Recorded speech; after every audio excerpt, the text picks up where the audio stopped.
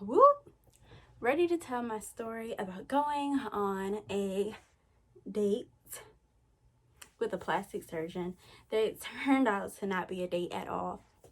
So, let me give you guys some backstory.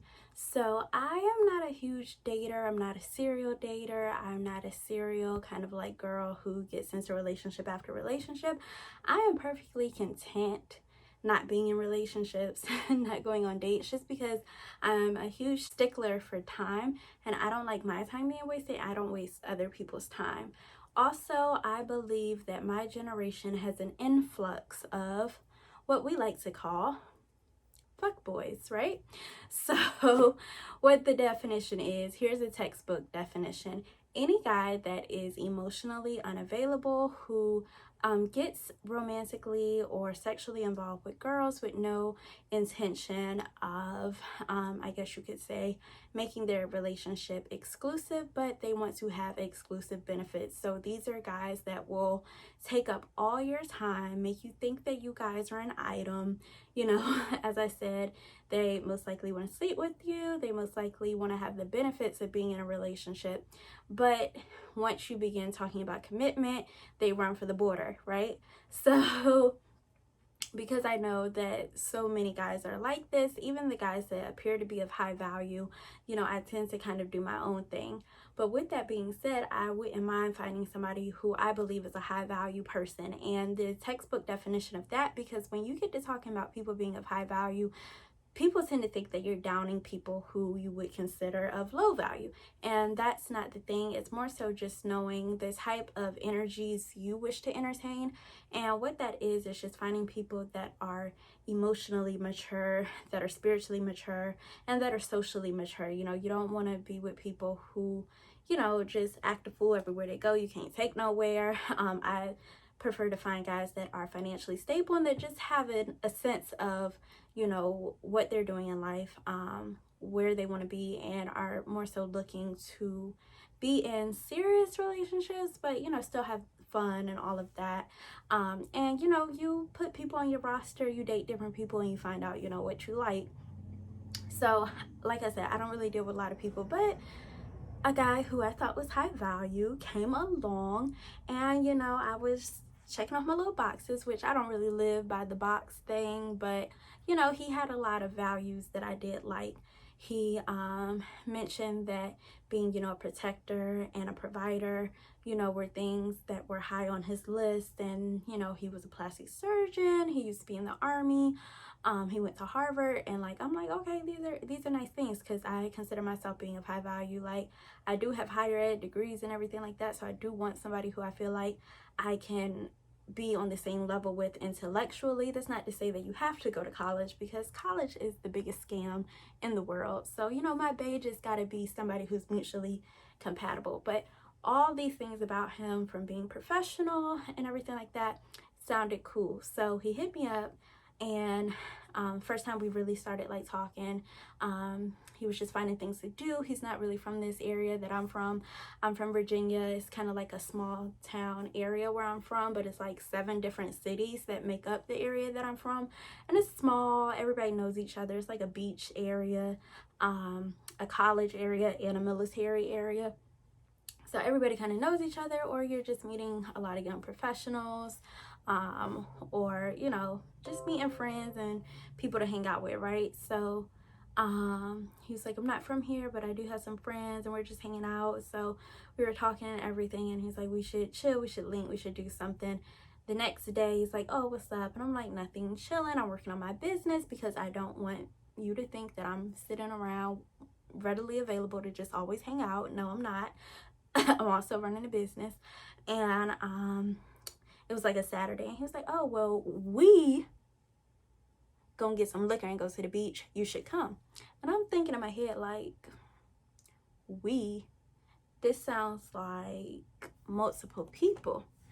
And so I was like, you know what, I've been cooped up all quarantine. I don't really hang out with much people. You know, just go. Even if he does have some homeboys or some friends with him, that's cool. Like, get to know people, whatever. Because he might get a friend that's even better than him. No, I'm just kidding.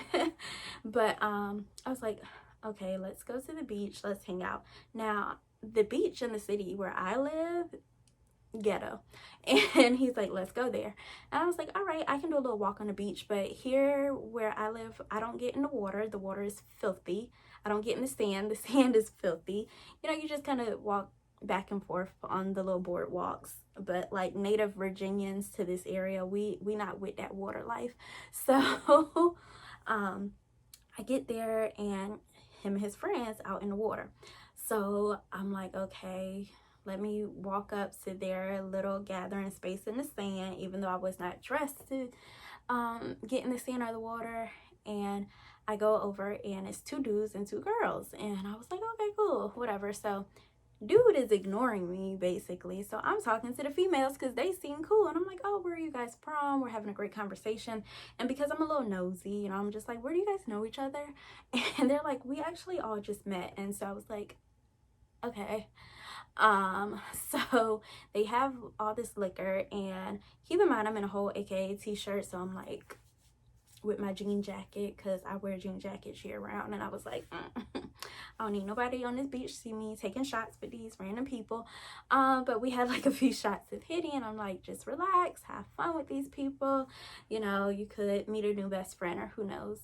So we were just taking shots, we're having fun, and I guess everybody starts going around talking about like where they're from, what they do.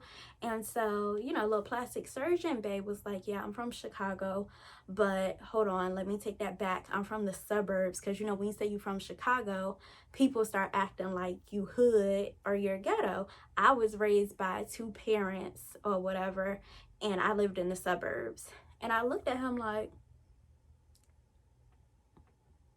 what's that supposed to mean? Because one thing I don't like is like black elitism or kind of like classism amongst black people, because you're looking down on the hood. Meanwhile, it's people from the hood that have gone just as far in life as you have. There's people with 2 parent households that are really messed up individuals, people with 1 parent households who have healthy relationships with all the men around them, all the women around them, and there's no issue. So what are you trying to say? Are you trying to stigmatize people that have a rougher upbringing than you? Because if you do, like, if you're trying to do that, you're corny, basically. I don't care what type of education you have, I don't care what type of money you make, you're corny. Corny, honey, corny. And so I was just like, that don't mean nothing. He's like, oh, it really does. I was like, I'm gonna stop, because if I debate you, I'm gonna embarrass you in front of your little friends. And he was just like, yeah, I went to Harvard and all this. And I was like, oh, okay, great, that's awesome, because I also have friends who have gone to Princeton. I have friends that have gone to Dartmouth. I myself went to USC. Like, you going to an Ivy League school doesn't mean that you're the epitome of prestige. And I don't know if he was saying that because the girls around were a little younger and might be easily impressed with that. But I was like, corny, corny, corny, corny, corny. And I was just like, I know this ain't for me. So then the girls start twerking and dancing and everything. And I'm like, okay, I had like 3 shots of Henny. I feel nice.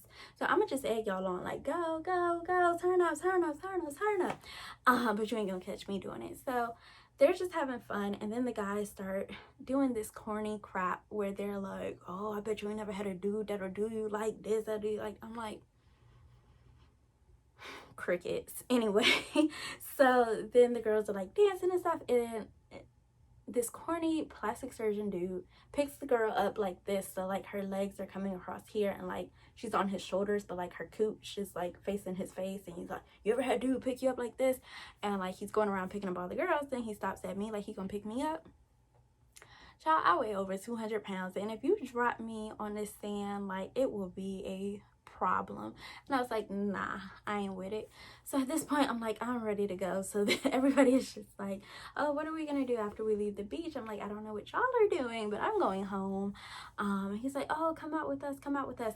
But keep in mind, before then, his friend walks out, like 2 more girls ended up coming, and they were sisters. And so the oldest sister and plastic surgeon bae's, I guess, friend go out to the water, and he being a messy girl. Like, plastic surgeon bae was being petty boots and was telling the younger sister like, yeah, my boy, like, he got a girlfriend, he messing with my cousin, he messing with this other girl, like, he just so dirty, like he talking to all these females. So, and I'm like, that's going against the bro code, because, you know, I might sit my friends down and ask them what they're doing with their life if I see that they're engaging in some reckless behavior, but it ain't none of my business who they out here in these streets with.